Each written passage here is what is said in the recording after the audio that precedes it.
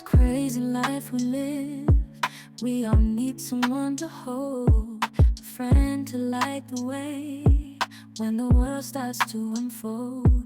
Through all the ups and downs, the highs and lows we share. Bună tuturor, bine ați revenit pe canalul meu. Iată să vedem astăzi cum arată terasa mea la sfârșit de mai și rămâneți până la final pentru că o să avem multe surprize și să vedeți ce floricele am mai cumpărat și surpriza de la sfârșitul videoclipului. Nu uitați, dacă vă place, lăsați un like, un comentariu și o distribuire.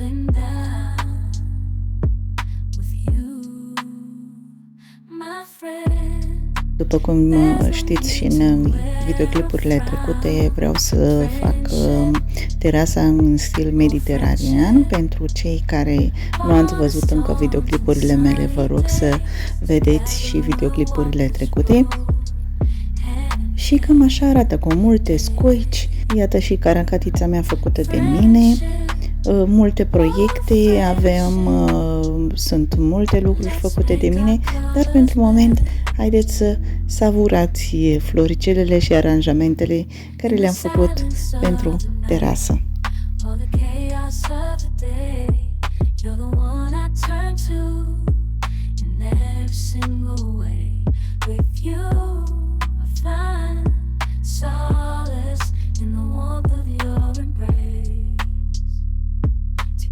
Stand strong in this endless race. Friendship, oh friendship, let's make our colors blend.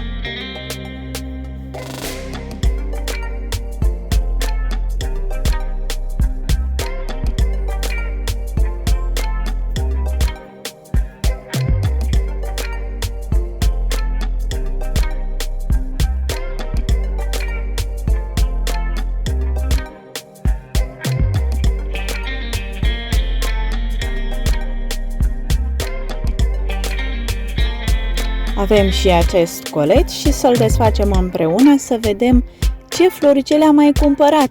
Și am mai cumpărat ceva, o să vedeți la urmă ce am cumpărat pentru insecte, pentru țânțari, un aparat ultraviolete. Așa am considerat eu să pot să stau seara mai liniștită afară. Așa că hai să vedem ce floricele am cumpărat sau ce am mai primit. Urmăriți în continuare!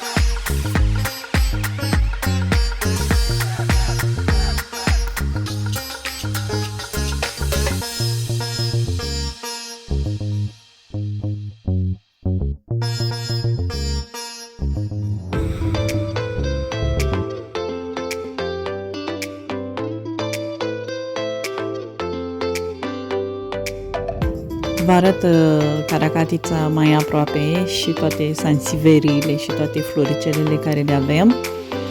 Sper să vă placă. Deci asta este și aparatul despre care vă vorbeam. Încă nu am țânțari așa mulți să să vedem despre cum reacționează el, dar se pare că vreo 2-3 musculițe acolo și-a făcut treaba. Dacă vă place, dați o abonare, un like, un comentariu și știu că vă place ceea ce fac eu. Pe data viitoare, pa!